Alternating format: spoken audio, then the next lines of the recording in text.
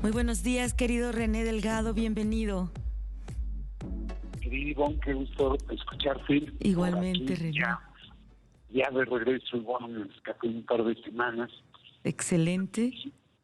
No, pues si no sé, no sé si merecidas, pero sí las necesitaba. Rehabilitación necesaria y urgente siempre. Qué bueno, René. Así es. Oye, Ivonne, revisando un poco los temas para determinar el comentario de hoy.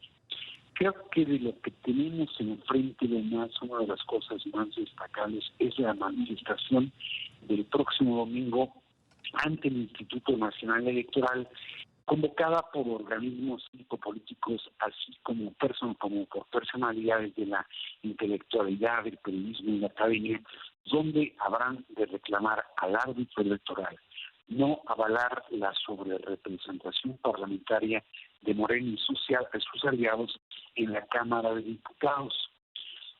Y esa concentración resulta interesante no por cuatro razones.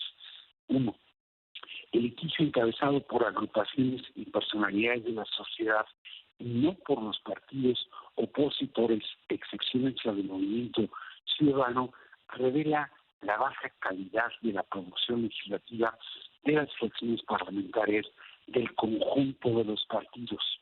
¿Por qué decir esto? Porque el problema deriva de la redacción, mala redacción y por lo mismo de la interpretación del artículo 54 constitucional, que pese a haber sido tema de debate desde hace ya varias elecciones, no fue corregido para no dejar espacio a la duda. Hoy, la lectura textual o contextual de ese artículo causa revuelo, porque de la interpretación que se haga de él depende si Morena y sus aliados tendrán mayoría parlamentaria calificada en la Cámara de Diputados y con ello la posibilidad de modificar la Constitución a gusto y placer.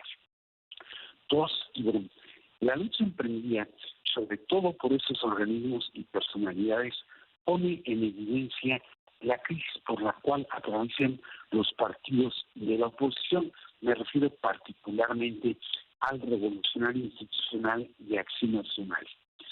La sobrerepresentación parlamentaria de Morena y sus aliados los afecta directamente y pese a ello, no van a la vanguardia, sino a la retaguardia de la causa emprendida justamente por esos organismos y personalidades.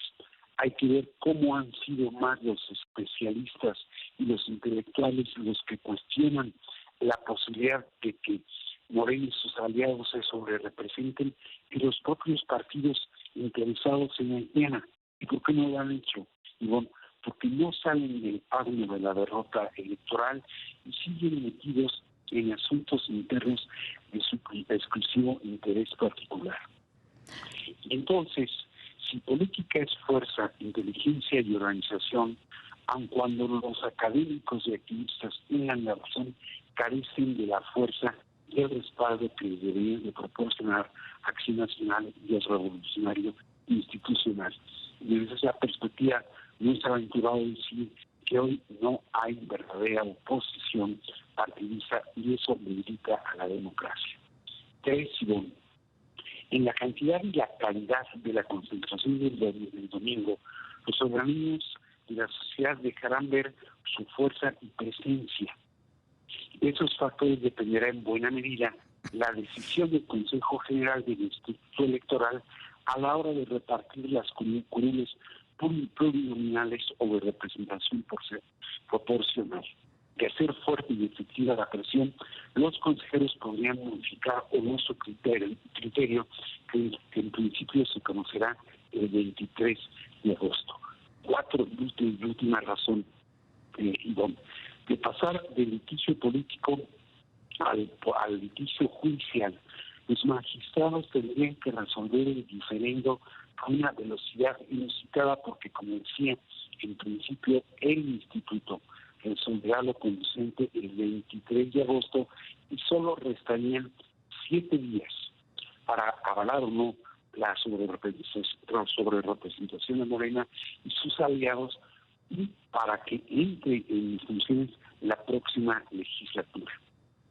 En todo caso, Ivonne, creo que la decisión que tomarán los consejeros o en su defecto los magistrados electorales será clave para determinar si Morena y sus aliados tendrán o no la mayoría parlamentaria calificada y necesaria para llevar a cabo las reformas constitucionales que pretenden y que sin duda cambiarían los términos del régimen político y día jurídico del país.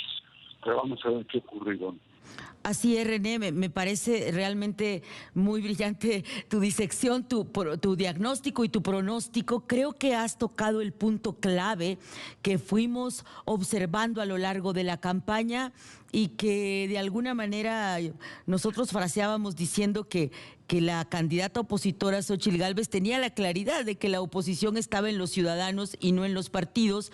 El tiempo y lo que estamos hoy observando le da la razón y por eso tu diagnóstico es tan poderoso, porque desgraciadamente lo que vemos es un divorcio.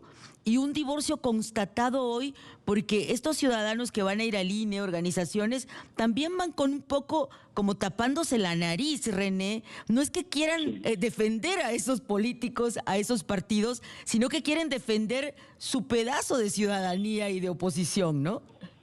Ese es el punto, Ivonne. Pero si los partidos que deberían de ser instrumento de la ciudadanía no están operando de ese modo. Exacto. En esa línea asombra mucho cómo los principales interesados, porque no hubiera una sobrerepresentación que supone la subrepresentación de ellos, son los partidos de la oposición y no se ven.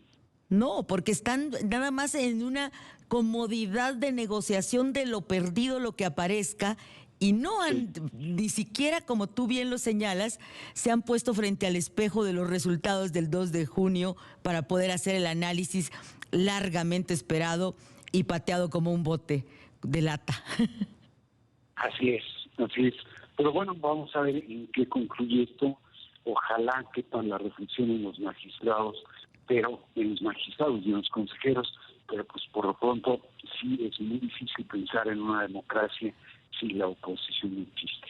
Y lo que decías, la calidad de las leyes, este vicio de México de dejar siempre para después la regulación secundaria. No hay legislación secundaria de este artículo 54 y los partidos de oposición acabaron siendo rehenes de su propia omisión por todo lo que describes, ¿no?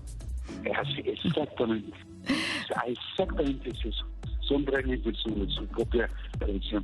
Pero gracias. Bueno, te agradezco muchísimo, Ivonne. Al contrario, René, buen día para ti, un abrazo.